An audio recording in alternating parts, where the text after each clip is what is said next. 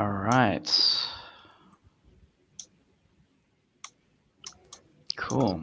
Welcome everyone to another community event with Spiral Blue. Today we're joined by the lovely Jasmine Muir from Frontier SI, and on the left of me or the right of me, whichever side, is Taufik Haq, the CEO of Spiral Blue. My name is Gavin Huang and I'm the community manager of Spiral Blue. And I'd like to say thank you and welcome to another one of our community events. Hopefully the beginning was nice where you got to say hi to each other. But yeah, I'll leave it to Taufik to give an introduction to Spiral Blue and what we do. Thanks, Gavin. So at Spiral Blue, we're trying to essentially democratize Earth observation using what we call space edge computing. So space edge computing is essentially, rather than doing all of the processing of Earth observation data on the ground, we want to do some of it on the edge, on the satellite itself. And if we're able to do this, we should be able to improve the speed, accessibility, and costs of this sort of data, which really is very critical to solving some of the biggest challenges going forwards. I see it's going crazy. Thank you for your reaction to whoever's doing that, Gavin. But yeah, so it's really critical to be able to do this work because it's so important for problems such as climate change and defense, agriculture, a myriad of industries really. So with these community events, our goal is really to try to help give back to the community that's supported us. So myself, I've attended a lot of events where I was learning about how to build companies, how to go to customers, how to address problems, how to build solutions. And really, we want to give back and to our community. That is because frankly, if we see that as we grow and our customers grow, it really feeds one into the other. So as our customers grow, we grow, and as we grow, our customers and our partners grow. So this community is essentially us hoping to achieve that. And in addition to that, I would also like to make a very quick announcement, which is we have a launch date for our first launch of 2 space edge computers going up on 2 Sat Revolution CubeSats. Sometime in June. The launch date, well, until a few days ago, would have been the 13th of June, but unfortunately Virgin Orbit apparently did find some issues with their upper stage, so we're going to be delayed a little bit, but fingers crossed, late June at the very latest, maybe early July. So we will try to run some sort of stream or event or something like that to celebrate the launch, so we'll keep you posted regarding that. And I'd like to hand back to Gavin, who will tell you about what's going to happen today. Yeah, so what's going to happen today is at around 6:20. 6:25, we'll have Jasmine talk, and afterwards that will be followed by a Q&A moderated by Taufik. So how you can ask your questions today is on the right. If you look on the toolbar, you'll see your attendees and your chat and the questions. We'll be taking our questions in the chat, and so Taufik will be able to read your questions, and after Jasmine's talk, we'll be able to ask Jasmine these questions. Afterwards, we'll move to the lounge again, where we'll be able to have a meet and greet and chat to each other. And please introduce yourself to each other and say hi. So yeah, without further ado, I'll let Taufik introduce Jasmine. Thank you, Gavin. So today joining us is Jasmine Muir. Sorry, I just realized I've never actually properly pronounced this. I'm going to guess it's Muir. That's right, yes. Yep. So Jasmine has worked in Earth observation across government, university, and the private sector for 15 years.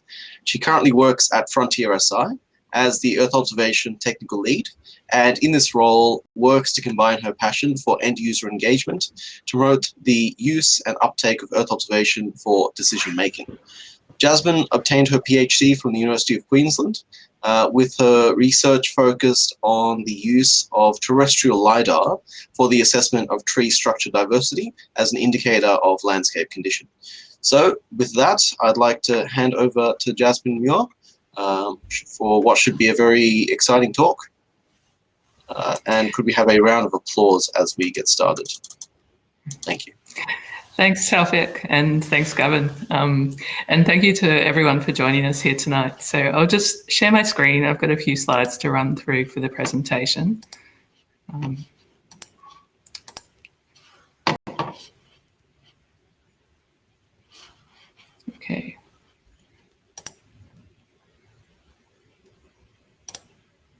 So hopefully that's coming up okay and everyone can see that. So Frontier SI is an organisation that aims to connect people in the research, government and industry space. We started out as a CRC for spatial information, and what we like to do is to help people solve problems with location data or spatial information. Recently, we've been doing a number of market research studies into how people are using Earth observation data and what they are trying to solve. So what are those big problems in industry, in those sectors where traditionally Earth observation data isn't currently used, and how can we help them and assist them to grow the market? One of the main things we've found is people need to trust in Earth observation satellite data. And this also fits nicely with a lot of the work I've been doing recently in the calibration and validation space, which I'll talk a little bit more about later on in this talk. Okay, so setting the scene, there is already a lot of Earth observation satellite data used within government and industry. And there's quite a lot of research that happens in that area as well. However, the market research we've been doing shows that there's potential for a lot more to be used. Currently, this Earth observation sector contributes over 5 billion to the Australian GDP, but there is also potential for that value to increase if the market is made more aware of what's available in terms of satellite imagery. Satellite data is also critical for the basic functions of the Bureau of Meteorology, which is something that in preparing this talk and some of the work that we've been doing, it kind of struck me as something that we don't think about a lot. We often consider having the weather there on our phones and it's just there right in front of us, but we're actually reliant on that satellite data to provide that information to us in a readily accessible manner. Okay, so we, as a nation, we currently rely on internationally owned satellites. We don't have any capacity of our own at the moment, but there is a lot of new satellites planned to be launched, and hopefully Australia will have a satellite up there itself one day soon.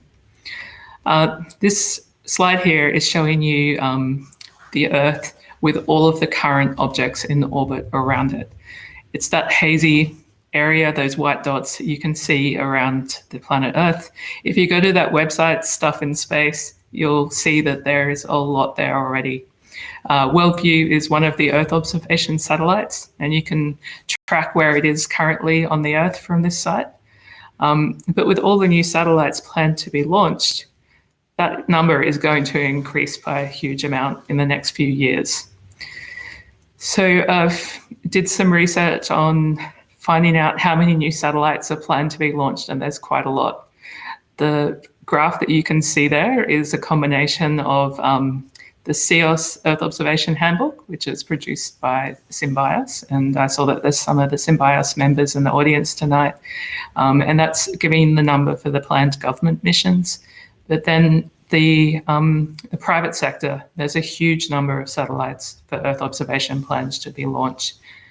I pulled out a couple of examples. A lot of these are constellation satellites. The first one from outer space, they're planning 192 satellites to go up in the next 3 years. Satellogic as well, they're also planning a number of satellites.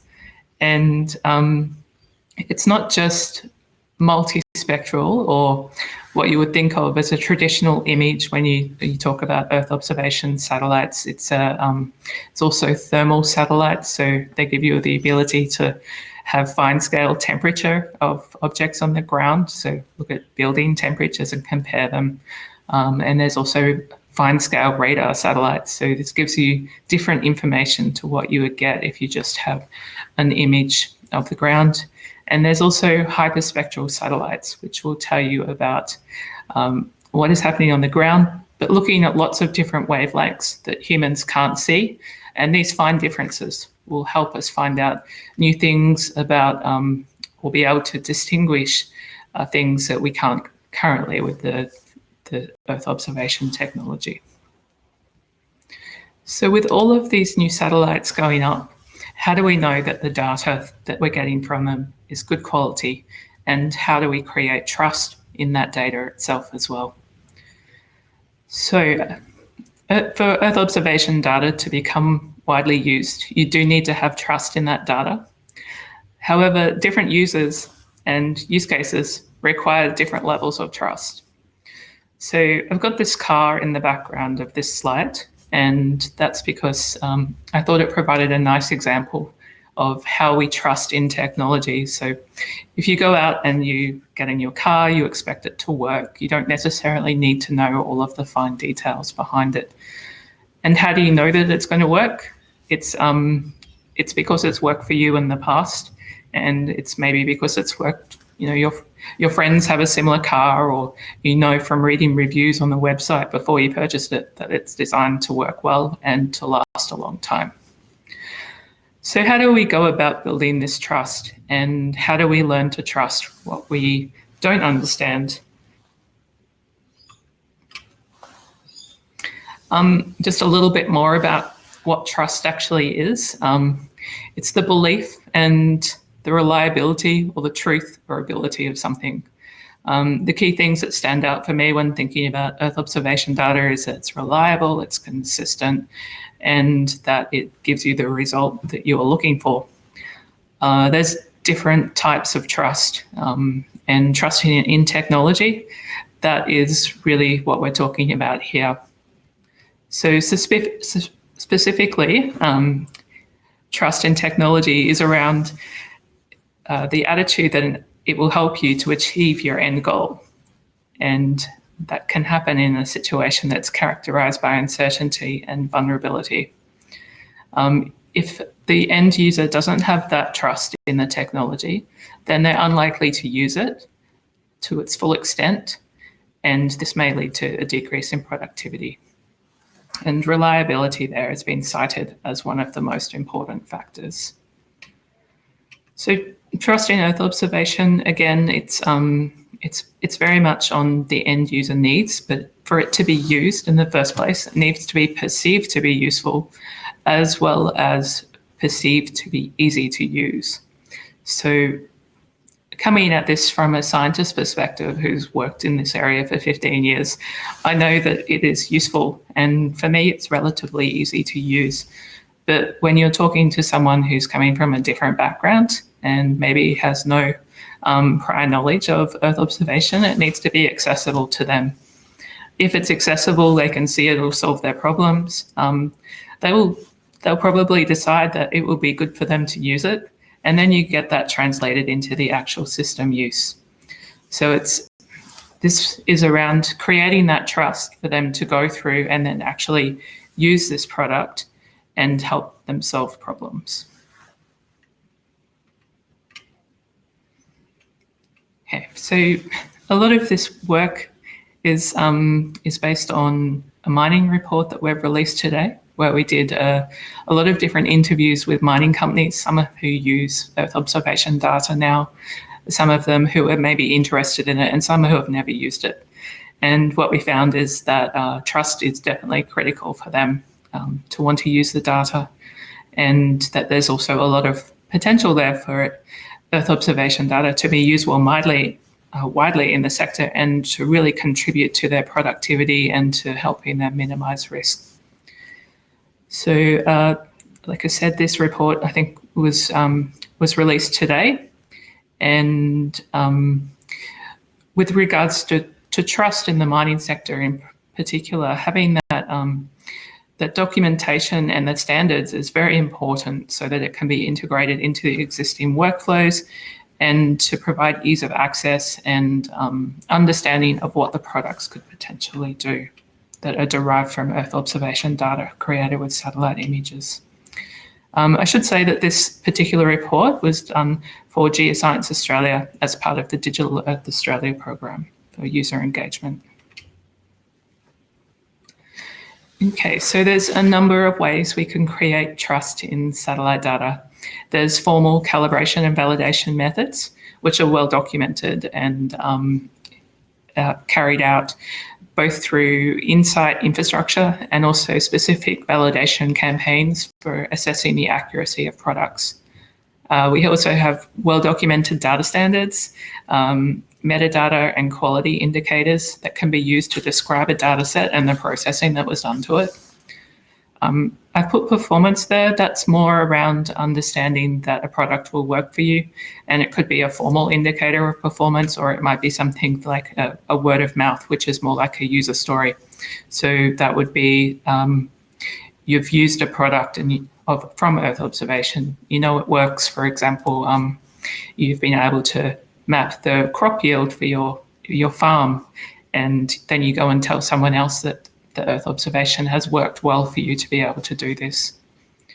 And then we have the industry engagement side. So this is where we start talking to people, and we provide materials or use cases around how Earth observation can help solve problems. And this starts them thinking about how they might incorporate it into their own strategy for solving business problems. We have a push and a pull market strategy listed there as well. And push market strategy is around growing the uptake within the existing people working within Earth observation, so creating new products to give to people. Pull market strategy is more around educating users who may not already be involved in using Earth observation data and helping to build that trust so that they will come and want to use it as well. So calibration and validation happens across the life cycle of a satellite. It happens with sensor calibration, so making sure your sensor is working correctly. This might be an imaging sensor or a radar sensor before it's put onto the satellite, and it involves testing in the lab.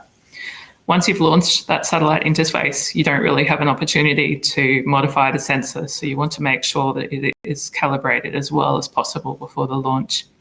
And then there's ongoing calibration activities while it's in space, which allow you to check it against a known and measured ground-based value. And there's also validation, which is looking more along the sides of defining the accuracy of products that come out of the satellite Earth observation.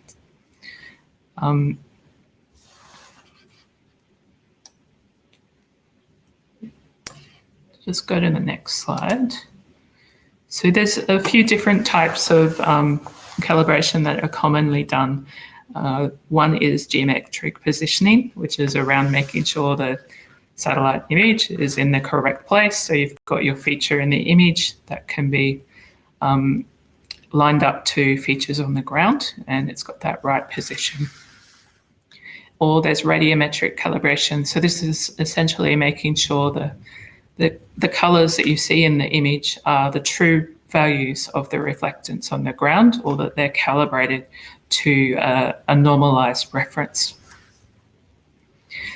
We've recently released this report as well. So this one's to come out tomorrow.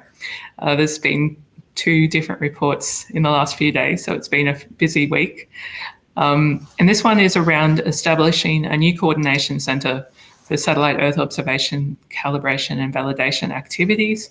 It brings together the opportunity here really is to bring together all of the activities happening and to coordinate them so that they achieve the best outcome across research, government and industry, and also help promote new opportunities within the Australian space sector. And it recommends that additional funding in this space will help Australia go from a research, calibration and validation capacity to an operational one that we can use with satellite providers around the world, as well as our potential own national satellites in the future. There's a couple of photos there, which if you haven't seen them before, we have a lot of different colors painted on the ground here, and this is quite far away, so it's an aerial photo of this, but this is one of the ways that you can calibrate a satellite image by measuring the reflectance from these different colors, and then using that to adjust the values from the image in the satellite. In the middle, we have a corner reflector, which to me looks like a installation sculpture in the middle of someone's field. And this is really for assessing the geometric accuracy and also the radiometric accuracy of radar sensors. And on the right-hand side, we have a small picture of someone with a spectrometer, which is a ground-based way to measure the reflectance of the objects that you're pointing at. They're also very heavy, I can tell you from doing a lot of field work myself with one. And we have a white panel in that photo, which is how you get the true reference and reflectance to calibrate that too for the ground. So this report will come out tomorrow. If you will be interested in reading it, it will be hosted on the Frontier SI website, as well as in a number of other places.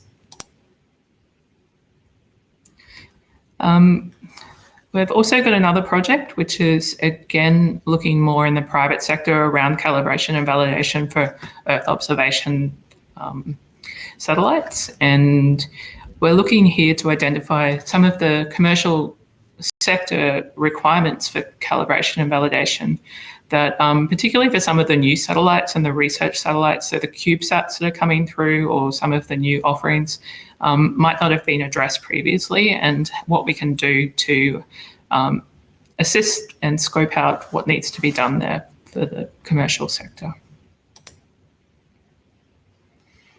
Okay, so for CalVal, there's a number of different requirements characteristics affecting what type of calibration and validation you need to do. One of these is the users that you are interacting with. So this is the people that are using the data at the end of the day. Some of them, they will have no experience in Earth observation. Some of them will be highly proficient, and they will require different types of communication to address their needs of trusting in the data. So someone who's very familiar with Earth observation might want to know all of the technical details. Someone who hasn't used it before will want something a little bit more accessible that they can understand in plain language to tell them about how accurate the data is. And it's really an interaction of this, this user maturity, the particular use case, so how you are going to use the data, also the satellite characteristics, as well as the life cycle phase in which you're providing the data to the end user, that determine both what you're doing in terms of calibration and validation, but also how you're communicating that information to the users of the data. So here I've just put together a little decision matrix, which looks at the characteristics or selected characteristics of satellites for Earth observation. One of the ones that really stood out to me when thinking about this work is the acquisition mode. So tasking satellites where you ask it to collect the satellite image over a particular place versus satellites that are collecting information continuously. So the ones that are collecting continuously, they're passing over these calibration sites on the ground, so you can easily use that information to correct any artifacts in the image. Whereas tasking satellites, they might not be passing over those objects. Sorry, they are passing over them, but they're not collecting data when they're passing over them. So you have less opportunities to provide that calibration and validation. They're also often quite high resolution images, so very they have a lot of detail and they cover a much smaller area. So that means that you aren't including sites on the ground where you do have these permanent markers for this purpose. And it requires specialized field campaigns to actually go and collect this data for calibration and validation. And oftentimes it's not necessarily the end use case requiring that. So while people generally want their data to be spatially positioned, they may not need to know the exact colors. They may just want to do something that is looking at the image and doing an object detection, or they may want to just be able to view what's happening. So that's one example. Or another example is they may actually need to do a comparison between different time periods. And in that case, they will need to do some kind of normalization of the data, which may or may not require some formal calibration or validation. The other thing to think of here is whether you should be doing your calibration and validation as an image provider, so someone who operates the satellites. And do you do that to your most common use case, which may be at a much lower cost point if you're mainly having people use your data for backdrops and maps? Or do you do it for the highest use case, which may be someone who wants to run a very complicated model on the data, so they need those values in the image to be very precise? I recently found out that there is a whole ISO standard about calibration and validation of optical, radar, and LiDAR imagery. The one for optical alone is 160 pages long, so that is a lot of information to go through. It also costs $250 to purchase it, so it's not easily accessible to people working in this field.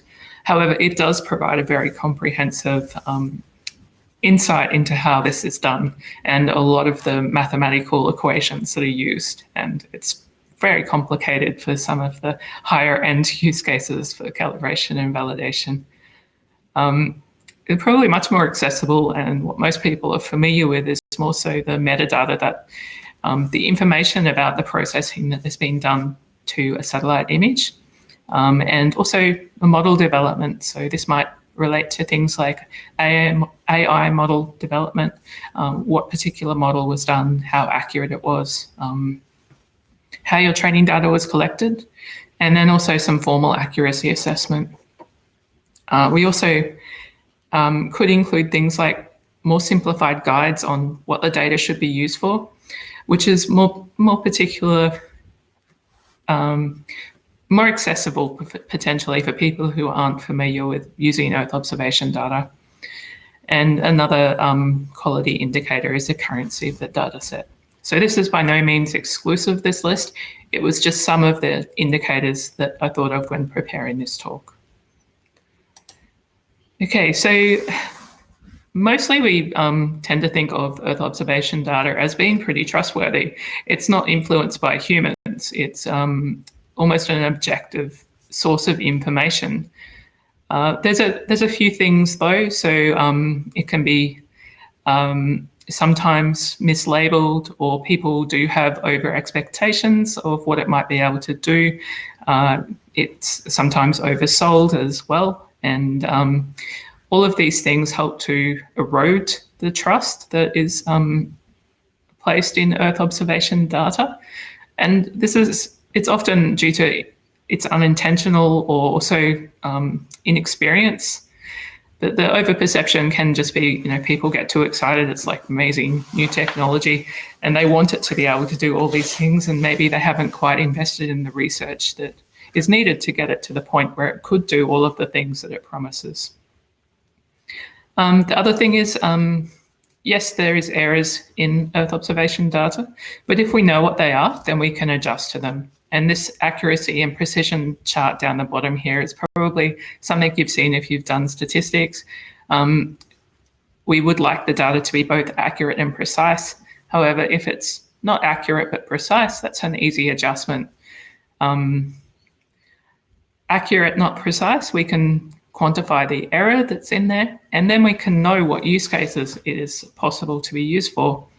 And probably the worst case is not accurate, not precise, but it may still give us some information about how we can compare things on a qualitative scale.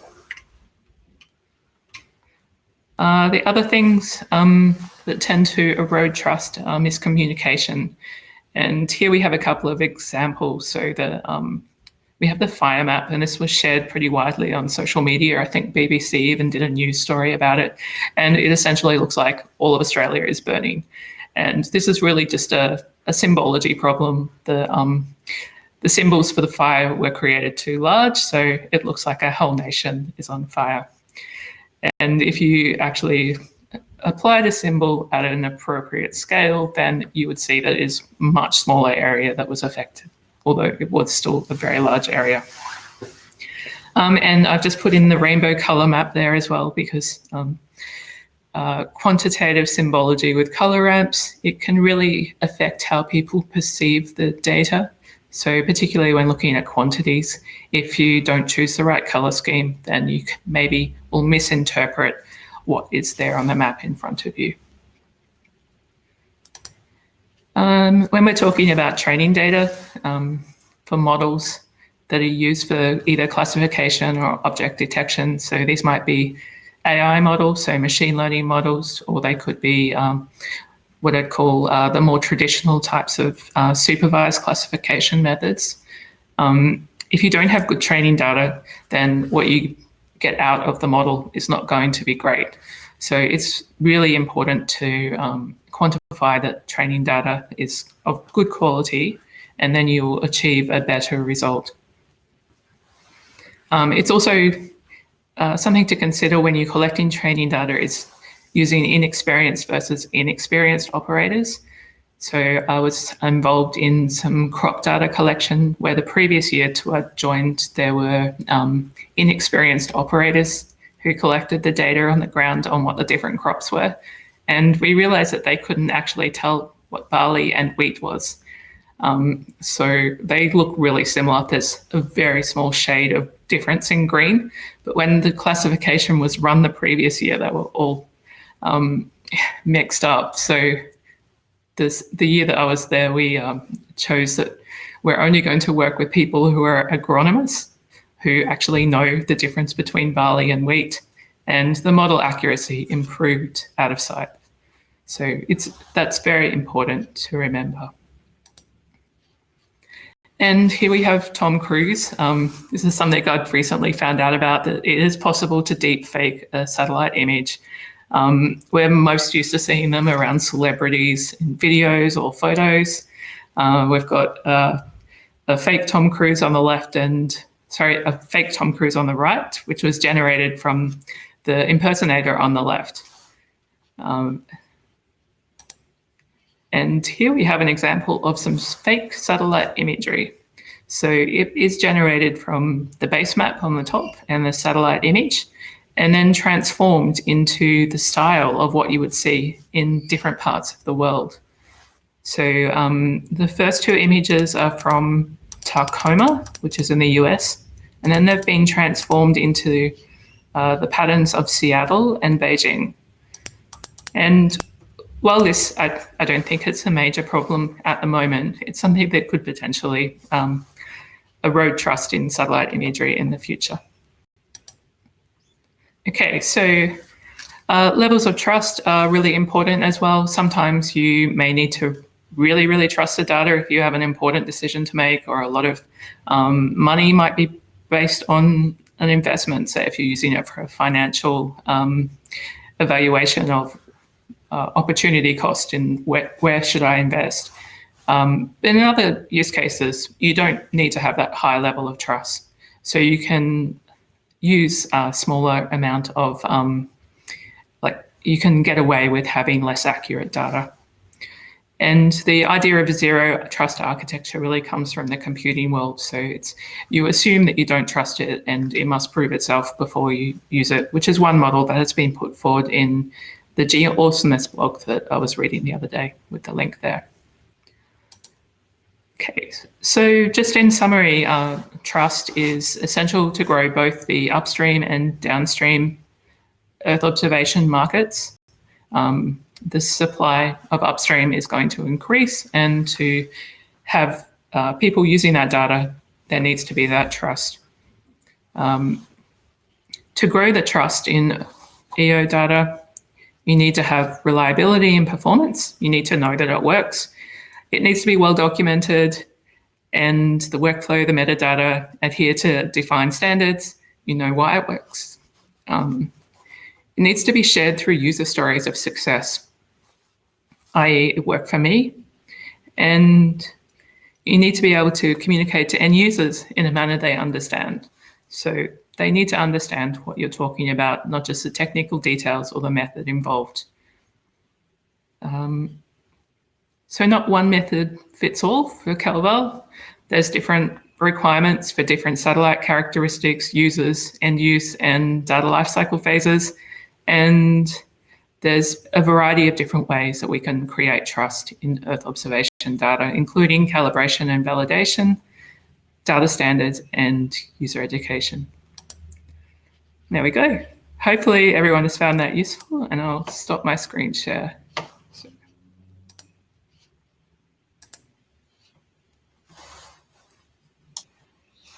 Yep, thank you so much for that, Jasmine. That was really, really insightful. I think everyone agrees. So there's some questions from James. Certainly knows how to ask them. So first question is, are there any companies trying to provide ground reference information for satellite calibrations? I believe there's a few private companies operating in the space. Most of I'd say the larger providers do have their own infrastructure as well as using government-based infrastructure. So, for example, I was talking with the guys from MDA this morning. They have their own corner reflectors for their radar sat too. Yeah, wow, right. I think there was a comment from George Dyke who said, placing those corner reflectors is like the satellite industry or satellite community version of Burning Man. Excellent. Yeah. And another question from James. Do you know if there is any implementation of automatic CalVal? And what are the main difficulties involved in automating the process? Not that I know of. I think the reason James asks is the same reason we had that meeting with you the other day. Yeah, totally. I understand that, and it's actually where we're aiming the SmartSat CRC project at that we're doing is trying to figure out which bits are already automated and which bits could potentially be automated. So there's certainly potential to, I think, automate more of that. But it's also getting access to the data in the first place. So if you have those government or research or even private industry calibration and validation data providers, how do you get access to that in a central place to use it? All right, are there any more questions? So we've got about 7 minutes more in this Q&A session. So if no one has any questions, I can ask my questions, which are always good. So from me, one thing that comes to mind is what sort of Australian satellite missions, you mentioned right at the beginning that Australia doesn't really have any sort of satellite missions going at the moment, especially in Earth observation. What sort of missions would you really like to see happening in the next 5 years or so? There's a satellite planned for South Australia, so they're planning this South Australian satellite. I believe that's a hyperspectral satellite, which is multiple light wavelengths and a large number of them. I don't know the specifics on what that is. So I think that's quite exciting because there isn't really a lot of hyperspectral satellites at the moment. There's very few in operation, so that will be exciting to see go ahead. But I think some of the ones that are providing that almost real-time coverage will just provide a lot of opportunities. So seeing those type of constellations go up in the future will be very exciting as well. Yeah, good stuff. And I recently read, well, I say recently, today I was reading the design of feasibility documents for the Geoscience Australia's satellite cross-calibration radiometer mission. Have you sort of looked into that? And I'd be interested in what your thoughts are. I only know it at a really high level. So, Taufik, I think you might even know more about it than I do at this point. It's designed to cross-calibrate or normalize the signals from different sensors. So you'll be able to compare an image captured from one satellite to an image captured from another satellite. Yeah, I think that is really important because especially with the sheer amount of different constellations being put up, I think that is quite important. And it's a good way for, based on what I read, it's a good way for Australia to really make an impact on the international Earth observation community as well.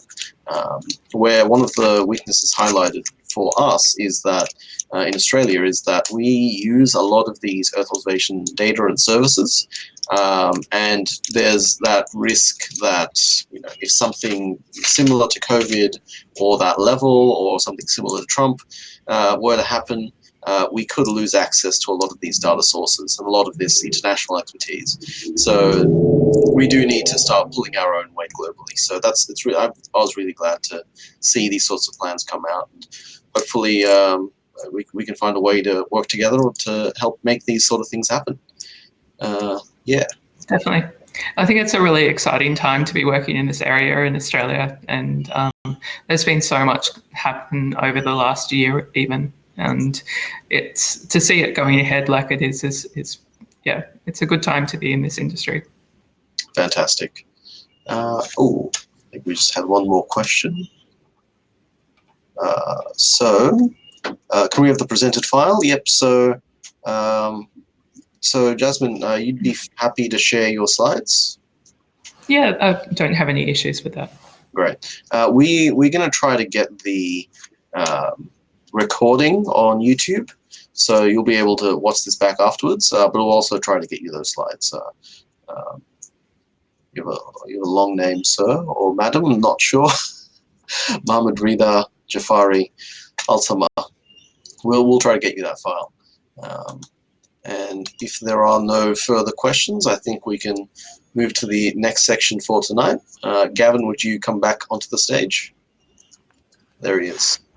Perfect. Yeah, thank you so much, Jasmine. If we could have a last round of applause and the reactions for Jasmine. Thank you.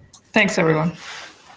So what we'll do, we'll end the session, and if everyone could say hi to each other, introduce themselves, and get to know each other, and we'll see you in the lounge. Thank you, Jasmine. I will see you in the lounge, guys. Thanks, guys.